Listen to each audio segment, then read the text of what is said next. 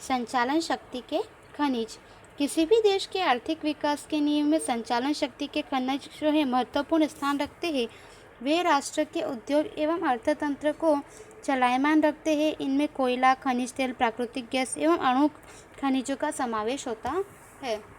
तो यहाँ पे हमें बताया कि किसी भी देश का जो आर्थिक विकास की नींव है उसमें संचालन शक्ति के जो खनिज है वह महत्वपूर्ण स्थान रखते हैं और वे राष्ट्र के उद्योग एवं अर्थतंत्र को जो है यहाँ पे गतिशील रखते हैं। इनमें जो है खनिज तेल, कोयला, प्राकृतिक गैस एवं अणु खनिजों का समावेश होता है। संचालन शक्ति के संसाधनों का वर्गीकरण जो है उसके बारे में बताया गया है। शक्ति के संसाधनों का अलग अलग तरह से वर्गीकरण किया जा सकता है, जैसे कि परंपरागत एवं बिन परंपरागत शक्ति के संसाधन एवं व्यापारिक एवं बिन व्यापारिक शक्ति संसाधन। तो कोयला, खनिज तेल, प्राकृतिक वायु एवं अणु खनिजे परंपरागत व्यापारिक संसाधन माने जाते हैं। ये पुनः अप्राप्य शक्ति संसाधन है। इन खनिजों का उपयोग कर विद्युत प्राप्त की जा सकती है। जल ऊर्जा, पवन ऊर्जा, सौर ऊर्जा, बायोगैस, भूतापीय ऊर्जा एवं ज्वारीय ऊर्जा बिन परंपरागत शक्ति संसाधन है। पुनः अप्राप्य संसाधन भी माना जा सकता है। लकड़ी का कोयला, जलाऊ लकड़ियाँ, गोबर के कंडे जैसे बिन व्यापारिक शक्ति संसाधन है। तो यहाँ पे हमें बताया कि शक्ति के संसाधनों को जो है अलग अलग तरह से वर्गीकरण किया जाता है, जैसे कि परंपरागत एवं बिन परंपरागत और व्यापारिक एवं बिन व्यापारिक शक्ति संसाधन।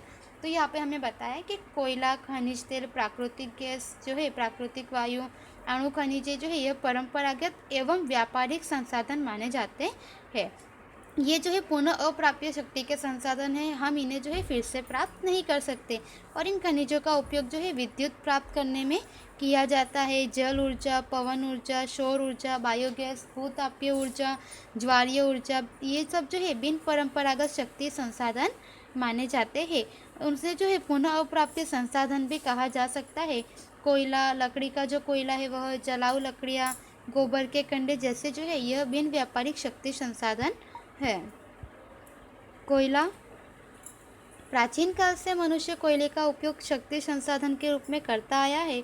हमें यह प्रश्न होगा कि कोयला पृथ्वी के भूगर्भ में किस प्रकार बना होगा। प्राचीन समय में पृथ्वी पर जंगलों का साम्राज्य था। तो यहाँ पे हमें बताया है कि प्राचीन काल से ही जो है कोयले का उपयोग शक्ति संसाधन के रूप में होता है और कोयला जो है यह किस प्रकार से जो है पृथ्वी के गर्भ में होगा। तो प्राचीन काल से ही जो है पृथ्वी पर जंगलों का साम्राज्य रहा हुआ है। पृथ्वी के गर्भ में होने वाली आंतरिक संचलन क्रियाओं के कारण ये वनस्पतियाँ पृथ्वी के गर्भ में दब गई। इसके परिणाम स्वरूप आंतरिक गर्मी, ऊष्मा एवं दबाव के कारण कार्बन तत्व वाले वृक्षों एवं प्राणियों का मंद दहन होता गया। इससे वनस्पतियों में से रूपांतरित होकर कोयला बना। लगभग 25 करोड़ वर्ष पहले का समय कार्बोनिफेरस समय अंतराल के रूप में पहचाना गया।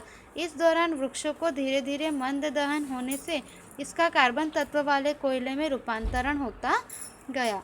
तो यहाँ पे हमें बताया कि पृथ्वी के गर्भ में जैसे कि जो आंतरिक संचलन हुई उसके कारण जो कुछ वनस्पतियाँ वगैरह थी वह पृथ्वी के गर्भ में दब गई और इसके परिणाम स्वरूप जो है पृथ्वी के अंदर की जो आंतरिक गर्मी है, उसकी जो ऊष्मा है एवं पृथ्वी का जो दबाव है, उसके कारण कार्बन तत्व वाले वृक्ष एवं प्राणियों का जो है मंद दहन होता गया और इससे वनस्पतियों में से रूपांतरित होकर जो है कोयला बन गया। लगभग जो है 25 करोड़ वर्ष पहले का जो समय है वह कार्बोनिफेरस समय अंतराल के रूप में पहचाना गया था। इस दौरान जो है वृक्षों का धीरे धीरे मंद दहन होने से इसका कार्बन तत्व वाले कोयले में रूपांतरण होता गया। भाप तंत्र की खोज से कोयले का उपयोग बढ़ता गया। इससे जो है रेल एवं पानी के जहाज जैसे परिवहन के साधनों का उपयोग जो है सरल बनता गया। फिर विद्युत की खोज से ताप विद्युत के उत्पादन में कोयला महत्वपूर्ण खनिज बनता गया। कोयले में से कुछ उप उत्पादन भी मिलते हैं, जैसे कि डामर, ammonia gas, ammonium sulphate, benzoyl तथा क्रूड ऑयल। यह जो है प्रस्तर चट्टानों में से प्राप्त होता है। इसके कार्बन तत्व के आधार पर 4 प्रकार के होते हैं: एंथ्रेसाइट कोयला, बिट्यूमिनस कोयला, लिग्नाइट कोयला एवं पीट कोयला। भारत में कोयले के भंडार कहाँ पे हैं? कहाँ से हमें कोयला प्राप्त होता है? भारत में कोयला उत्पादन करने वाले मुख्य राज्यों में झारखंड, ओडिशा, पश्चिम बंगाल, छत्तीसगढ़, मध्य प्रदेश एवं जम्मू कश्मीर है। तो इन राज्यों से जो है भारत में मुख्य रूप से अधिक मात्रा में कोयला हमें प्राप्त होता है। इसके उपरांत जो है तमिलनाडु, असम एवं गुजरात में भी कोयले का उत्पादन होता है। गुजरात में खनिज कोयले के क्षेत्र में कच्छ, भरूच, महसाणा, भावनगर एवं सूरत है। यहाँ से लिग्नाइट कोयला मिलता है। तो यहाँ पे हमें कोयले के बारे में बताया गया है कि भाप यंत्र की खोज होने के बाद जो है कोयले का उपयोग बढ़ता गया, जैसे कि रेल एवं पानी के जहाज, परिवहन के साधनों में वगैरह जो है कोयले का उपयोग बढ़ा। फिर जो है विद्युत की खोज से ताप विद्युत के उत्पादन में जो है कोयले का उपयोग जो है वह मुख्य खनिज के रूप में होने लगा। और खनिज तेल के बारे में हमें यहाँ पे बताया गया है। तो यह रेती पत्थर, चूना पत्थर, शेल आदि प्रस्तर चट्टानों से मिलता है। प्राचीन समय में कोयले की रचना की तरह ही पृथ्वी पर भी प्राणी भूगर्भ में दबे एवं हाइड्रोकार्बन्स में रूपांतरण हुआ। यह स्वरूप लगभग प्रवाही स्वरूप में था और आंतरिक संचालनों के परिणाम स्वरूप जो है इस स्वरूप के स्तर धीरे धीरे भूस्तर की ओर उठते गए। कुछ समुद्र के तल में आए तो कुछ भूगर्भ से ऊपर आते गए। तो यहाँ पे हमें बताया कि यह जो है रेती पत्थर, चूना पत्थर, फिर शेल आदि जो है प्रस्तर चट्टानों में से मिलता है। प्राचीन समय में कोयले की रचना की तरह पृथ्वी पर जो है प्राणी के भूगर्भ में दबे एवं उनका हाइड्रोकार्बन्स में रूपांतरण हुआ। यह स्वरूप जो है लगभग प्रवाही स्वरूप में था और आंतरिक संचलनों के कारण इस स्वरूप में जो है धीरे धीरे भूस्तर की ओर उठते गए और कुछ समुद्र तल में जो है भूगर्भ में ऊपर की ओर आते गए। भारत में 1866 में असम में तेल के कुएं खोदे गए। 1867 में माकुम असम में खनिज तेल प्राप्त हुआ। उसके बाद भारत में अन्य स्थानों से जो है खनिज तेल के भंडार मिले हैं। तो यहाँ पे हमें बताया कि भारत में सबसे पहले कहाँ पे खनिज तेल प्राप्त हुआ, जैसे कि असम से हमें प्राप्त हुआ था। भारत के खनिज तेल के भंडारों को 5 भागों में बांटा गया है। उत्तर पूर्व के तेल क्षेत्र, उसके बाद गुजरात के तेल क्षेत्र, बॉम्बे हाई के तेल क्षेत्र, पूर्व किनारे के तेल क्षेत्र एवं राजस्थान के तेल क्षेत्र। तो यहाँ पे हमें बताया है कि भारत के जो खनिज तेल के भंडार है उन्हें 5 प्रकारों में जो है 5 विभागों में बांटा गया है। गुजरात के तेल क्षेत्र स्वतंत्रता के बाद 1958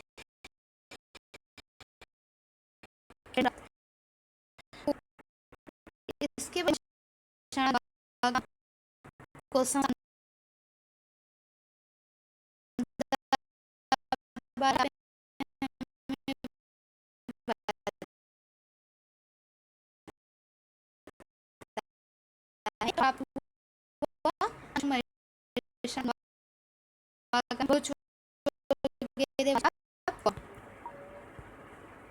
खनिज तेल का शुद्धिकरण।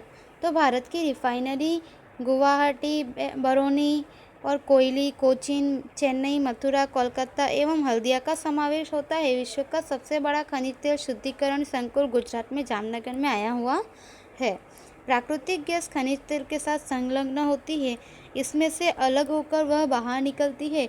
यह सस्ता एवं प्रदूषण रहित ऊर्जा का स्रोत माना जाता है। हमारे देश में प्राकृतिक गैस के भंडार एवं खंभात बेसिन, कावेरी बेसिन तथा जैसलमेर राजस्थान में से प्राप्त हुए हैं। गुजरात का अंकलेश्वर खनिज तेल एवं प्राकृतिक गैस के भंडार वाला क्षेत्र माना जाता है। तो यहाँ पे हमें बताया है कि प्राकृतिक गैस जो है खनिज तेल के साथ संलग्न होती है। इसमें से अलग होकर वह बाहर निकलती है और यह जो है सस्ता एवं प्रदूषण रहित ऊर्जा का स्रोत माना जाता है।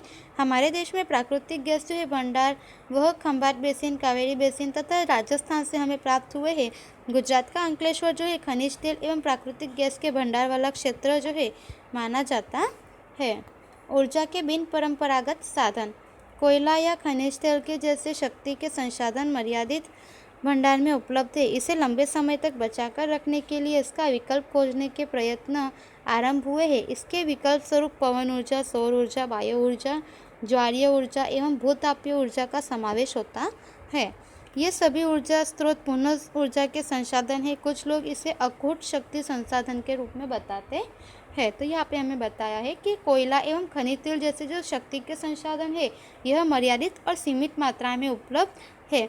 इसे जो है लंबे समय तक बचाकर रखने के लिए इसका विकल्प खोजना जो है वह आरंभ हुआ है और इसके विकल्प के स्वरूप में जो है यहाँ पे पवन ऊर्जा, सौर ऊर्जा, बायोगैस, ज्वारीय ऊर्जा, भूतापीय ऊर्जा का समावेश भी होता है। और यह जो सारी ऊर्जा है, यह जो है पुनः प्राप्त हो सके ऐसे ऊर्जा के संसाधन है, इसीलिए जो है इन्हें अखोट शक्ति संसाधन के रूप में भी जाना जाता है। उसके बाद में बताया है कि विश्व के देशों ने इन क्षेत्रों में कदम उठाए हैं। यूएस, रूस, फ्रांस, कनाडा, ऑस्ट्रेलिया, नीदरलैंड एवं जापान आदि देश इस दिशा में असरकारक रूप से आगे बढ़ रहे हैं। 1981 में ऊर्जा के अतिरिक्त स्रोत उपयोग की रचना, जैसे कि commission for additional sources of energy CESC की रचना की गई।